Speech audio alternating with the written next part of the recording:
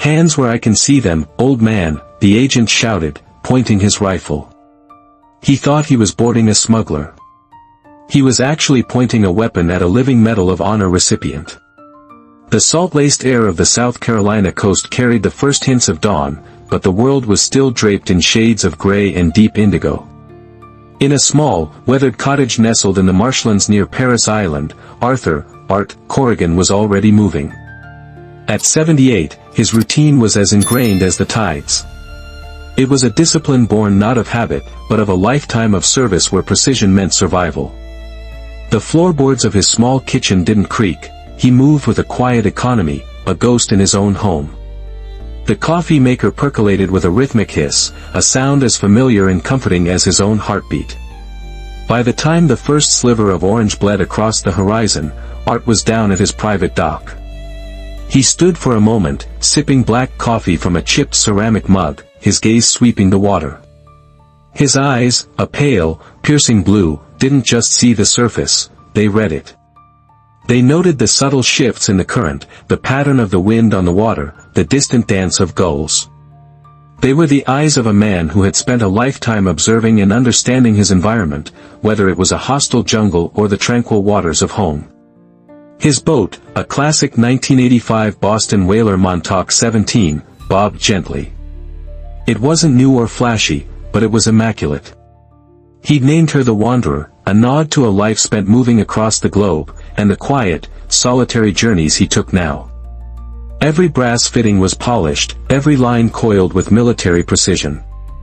To his few neighbors, Art Corrigan was just a quiet, retired fisherman, a man who kept to himself. They saw the lean, wiry frame, the deeply tanned and weathered face, and assumed a life of simple labor. They couldn't see the bedrock of strength beneath the surface, the result of being a United States Marine. And not just any Marine, but a master gunnery sergeant in the Marine Raiders, an elite force that operated in the darkest corners of the world. He moved about the boat with purpose, checking his gear. The knots he tied were not the clumsy loops of a hobbyist, they were the swift, efficient knots of a man who knew that a failed knot could have catastrophic consequences. He cleaned his reels, sharpened his hooks, and arranged his tackle box with a surgeon's care. This ritual was more than preparation for fishing, it was a connection to a past defined by readiness, a way of maintaining the standards that had kept him and his men alive. His only company was the cry of the gulls and the memories that lived in the quiet spaces of his mind. He had chosen this life of silence and solitude not out of sadness, but out of a need for peace, a stark contrast to the deafening noise of his former profession. As he started the boat's engine, its steady hum a familiar reassurance, he headed out to the open water, a solitary figure chasing the sunrise, perfectly at home in the vast, unforgiving beauty of the sea. The morning was perfect. The sun was warm but not yet scorching, and a gentle breeze kept the air from feeling heavy. Art had found his usual spot, a place where the currents converged, bringing a steady stream of redfish and snapper. He'd just cast his line, the familiar arc a thing of beauty, when a shadow fell over his boat. He didn't need to look up to know what it was. The sound was wrong, too deep, too powerful for a pleasure craft. A large Coast Guard patrol boat had materialized out of nowhere, pulling up so close and fast that its wake sent the Wanderer rocking violently, nearly tossing him off his feet. Before he could even react, a voice, amplified and distorted by a loudspeaker, shattered the morning's peace. U.S. Coast Guard. Hands where I can see them. Now. Art turned slowly, his expression a mask of calm. He saw 3 figures on the deck of the larger vessel, their forms silhouetted against the bright sun. 2 of them held rifles, aimed directly at his chest. He raised his calloused hands slowly, not in fear, but in a gesture of weary compliance. 3 agents boarded his small boat with a thud of heavy boots, their movements aggressive and clumsy in the confined space. The leader, a man with the stripes of a chief petty officer on his sleeve, began barking orders. Riley, check the forward compartments. Martinez, stern. Search everything. The youngest of them, Seaman Riley, stumbled over a tackle box, sending hooks and lures scattering across the deck. He kicked a custom-made fishing rod, a gift from Art's late wife, and Art heard the sickening crack as the graphite snapped. He said nothing. His gaze remained fixed, his jaw tight. "Is there a problem, Chief?" Art asked, his voice low and even, a stark contrast to the chaos. Chief Petty Officer Evans, the team leader, got right in his face. His eyes were cold and suspicious. "That's what we're here to find out. We got a tip about a vessel matching this description in these coordinates. Smuggling." He looked Art up and down, a sneer playing on his lips. "You don't fit the usual profile, old man. That's probably the point, isn't it? Who'd suspect Grandpa out for a morning fish?" "I'm just fishing," Art stated simply. "Right. Fishing," Evans scoffed. He gestured around the small, open boat. "A boat like this, lots of little places to hide things. Weapons, drugs, you name it." He turned to his men. "Tear it apart. I want every inch of this vessel checked." The search intensified. The agents, fueled by their leader's certainty, showed a callous disregard for his property. They pried open hatches, tossed aside life jackets, and dumped a cooler of ice onto the deck. Seaman Riley, still flustered, knocked over Art's thermos of coffee, its dark contents staining the clean white fiberglass. Art stood perfectly still amidst the violation, a pillar of calm in a storm of his own making. He watched as they trampled over the scattered fishing gear, his hands still held loosely at his sides. He had been in far more dangerous situations, interrogated by men who intended to kill him. This was not danger. This was just disrespect. And disrespect, he knew, was a wound that often cut deeper. The search grew more desperate as the agents found nothing. Their initial confidence began to curdle into frustration, making them more aggressive. Chief Evans's eyes narrowed, focusing on a small, sealed storage compartment under the boat's center console. "What's in there?" he demanded. "Personal items," Art replied. "Open it. It's sealed for a reason." That was all the justification Evans needed. "Riley, get the pry bar," he ordered. The young seaman, eager to redeem himself, wedged the metal tool under the lid and forced it open with a groan of splintering fiberglass. Inside were a few carefully preserved items, a bundle of old letters tied with a faded ribbon, a spare compass, and a small, framed photograph of a smiling woman with kind eyes. Evans snatched the photo, glanced at it, and tossed it carelessly onto the wet deck, face down. Art's jaw clenched, the only outward sign of the cold fury that was building inside him. He didn't move. He didn't speak. He just watched, his breathing steady, his mind a fortress. He let a memory surface, a brief, vivid flash of a dark, damp room many years ago. An enemy officer, his face contorted with rage, screaming questions at him. Art had remained silent then, too. He had learned in the crucible of combat that true strength wasn't in the noise you made, but in the silence you kept. Your composure was a weapon they couldn't take from you. His unnatural calmness was precisely what fueled Evans's suspicion. In his experience, innocent people panicked. They yelled, they protested, they threatened lawyers. This old man's stoicism felt like the calculated composure of a seasoned criminal. "All right, I've had enough of this," Evans snapped. "You're hiding something, I know it. Let's run your ID. I want to see what kind of record you're hiding." The decision was made not for procedure, but out of pure frustration, a final attempt to find a crack in the old man's armor. He grabbed the boat's radio handset and switched to a secure channel. "Coast Guard Command, this is Patrol Unit 714. Requesting a full background check on a U.S. citizen. Over." A voice crackled back. "Go ahead, 714. Evans read the information from Art's fishing license, his voice dripping with condescending formality. Last name, Corrigan. First name, Arthur. Date of birth, August 19, 1947. I want priors, warrants, anything you've got on him. I suspect he may be involved in smuggling operations. Over. There was a pause. The radio operator at the base would be typing the information into the system. For a moment, the only sound was the gentle lapping of waves against the hull and the distant cry of a seagull. Art's gaze drifted to the photograph of his wife, lying forlornly on the deck. Then, the radio crackled again, but the voice that came through was different. It was deeper, sharper, imbued with an authority that cut through the air like a blade. It was not the voice of a radio operator. Patrol Unit 714, the new voice began, slow and deliberate. This is Sector Command. Confirm the name of the individual you have detained. Evans frowned, confused by the sudden escalation. Command, the name is Arthur Corrigan. We're conducting a vessel inspection. Another pause, this one heavier, more ominous. Chief Petty Officer Evans, the voice on the radio said, each word landing like a hammer blow. You have just flagged a Priority 1 file. Stand by. Evans and his team exchanged nervous glances. Priority 1. They had never even heard of such a thing.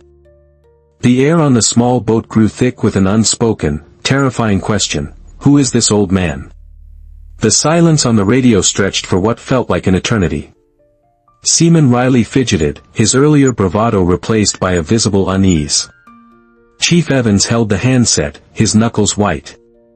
The voice that returned was no longer from Sector Command. It was steel-edged, resonating with a level of authority that was unmistakable, a voice used to commanding thousands. Chief Petty Officer Evans, the voice stated, clear and cold. This is General Miller from the Office of the Commandant of the Marine Corps at the Pentagon. Am I to understand that you are currently conducting an armed boarding of a vessel owned by Master Gunnery Sergeant Arthur Corrigan? The series of words, General, Commandant, Marine Corps, Pentagon, Master Gunnery Sergeant, struck the Coast Guard team like a physical shockwave. Evans felt the blood drain from his face. General, sir. We had a tip on a vessel. Your tip was wrong, Chief, the General cut him off, his voice laced with ice. Your intelligence was faulty, and your coordinates were off. The actual target was apprehended 10 miles south of your position 20 minutes ago. You have boarded the wrong boat. And in doing so, you have pointed weapons at a national hero. The General let that sink in before continuing. Master Gunnery Sergeant Corrigan is one of the most decorated Marines alive. He is a recipient of the Navy Cross for his actions in the Battle of Hughes City. He is also, the General paused for emphasis, a recipient of the Medal of Honor, awarded to him by the President of the United States for extreme gallantry and intrepidity at the risk of his life above and beyond the call of duty. A wave of nausea washed over Evans. The Medal of Honor. The highest, most revered military decoration.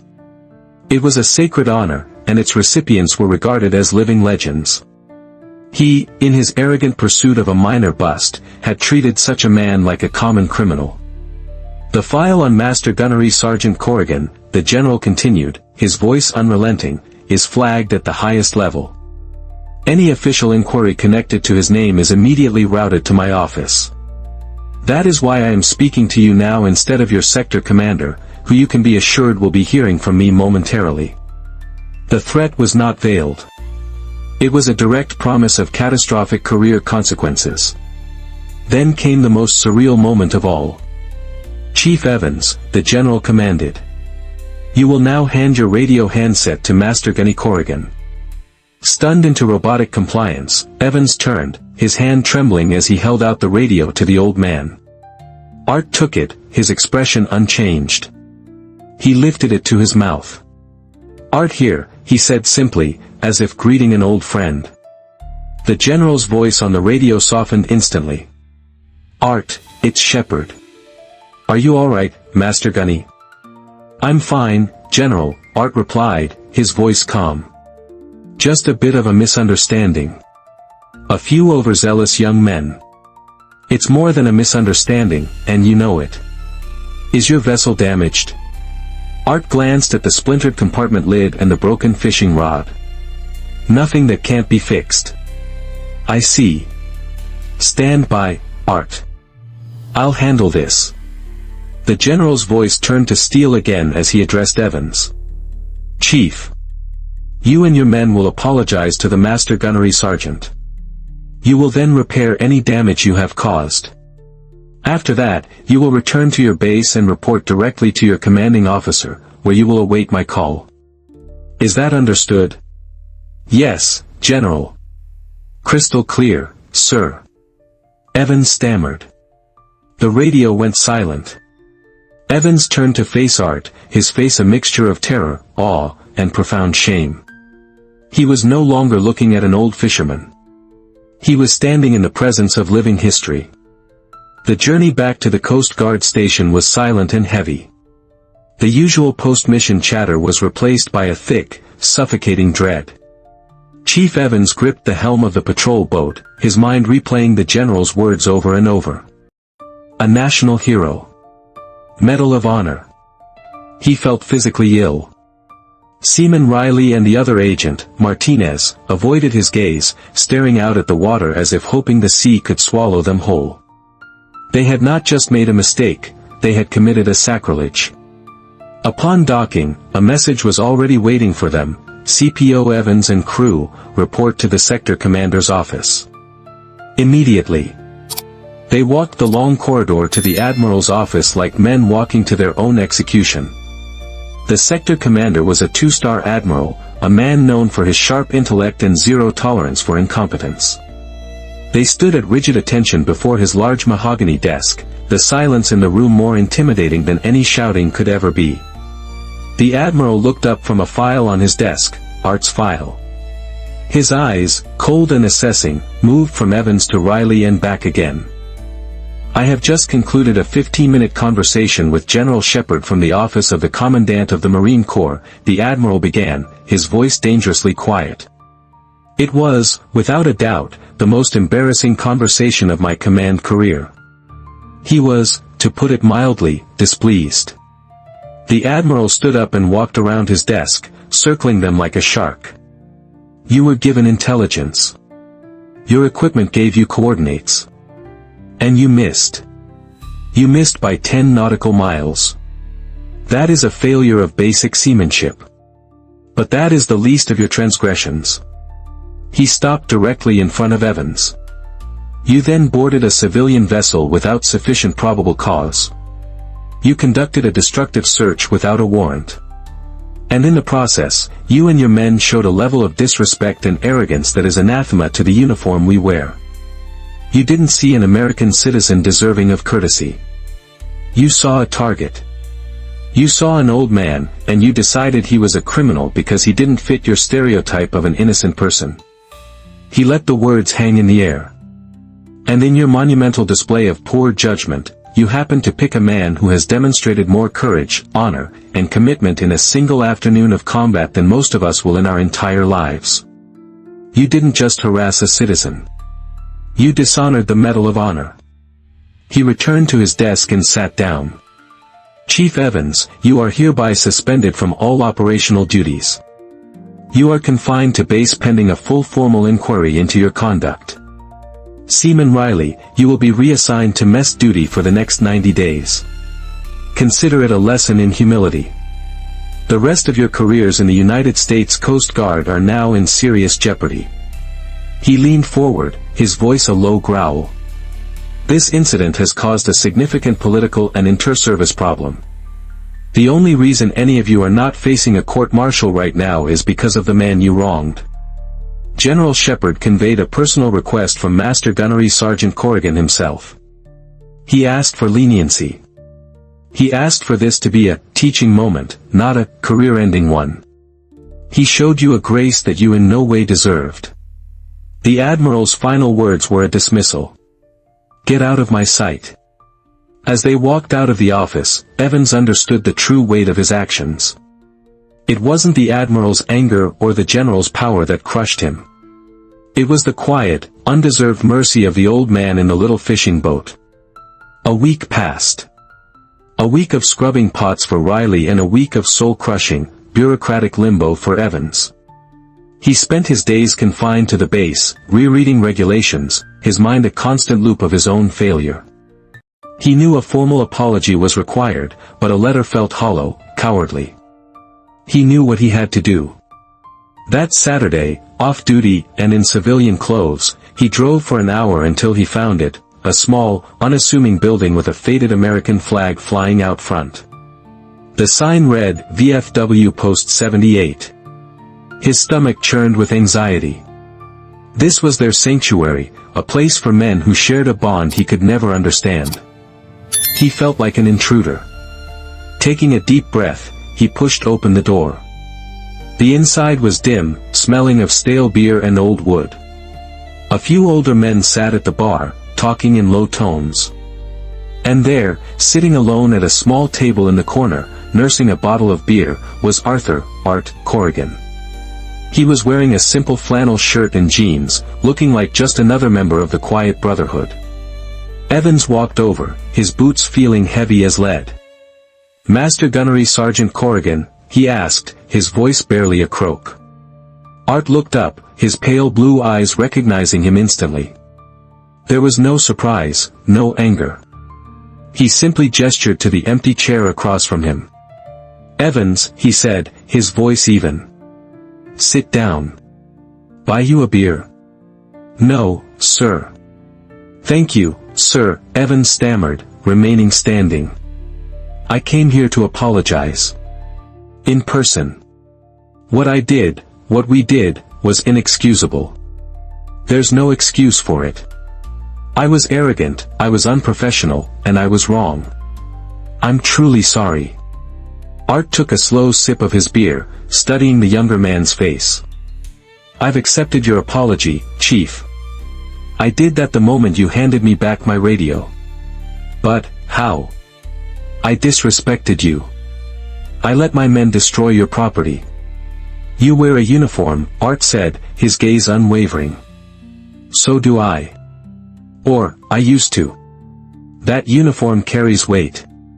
The weight of responsibility. The weight of making decisions in a split second with incomplete information. Sometimes, you make the right one. Sometimes, you don't. I've made my share of wrong ones. The difference is, my mistakes were paid for in blood, not just pride." He leaned forward slightly. "You saw an old man on a boat that didn't fit, and you made a judgment call. A bad one. A disrespectful one. But you made it thinking you were doing your job. The lesson isn't about not making mistakes. You will always make mistakes. The lesson is about the weight. Do you feel the weight of what you did?" "Yes, sir," Evans said, the words catching in his throat. "Every second." "Good," Art nodded. "That's how you know you're still worthy of wearing that uniform. The day it stops feeling heavy is the day you should take it off." He took another drink. "I didn't call for leniency to do you a favor. I did it because I believe in the uniform, and I believe in second chances. Don't make me regret it." Evans could only nod, a profound sense of humility washing over him. He finally understood. This wasn't about forgiveness. It was about a shared understanding of duty, of fallibility, and of the immense burden of authority.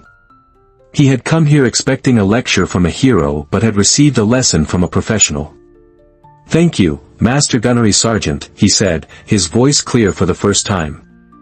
He rendered a salute, not a sloppy, procedural one, but a sharp, heartfelt sign of ultimate respect. He turned and walked out of the VFW post, leaving Art Corrigan in the quiet company of his brothers, back in the only place he was ever truly home. Evans felt the weight on his shoulders, but for the first time, it didn't feel like a burden. It felt like an honor. Arthur Corrigan's story is a powerful testament to the quiet dignity that lies beneath the surface. It reminds us that a person's worth is not measured by their appearance, their age, or their possessions, but by the content of their character and the weight of their past. Heroes walk among us every day, often unnoticed, carrying the scars and lessons of a lifetime of service. They don't ask for recognition, only for the simple respect that every human being deserves. True strength, as art demonstrated, is not found in aggression or authority, but in profound self-control, in the grace to teach rather than punish, and in the wisdom to know that a quiet life does not mean a small one. What does true honor mean to you? Let us know in the comments. And to honor all who have served, please type respect in the comments below.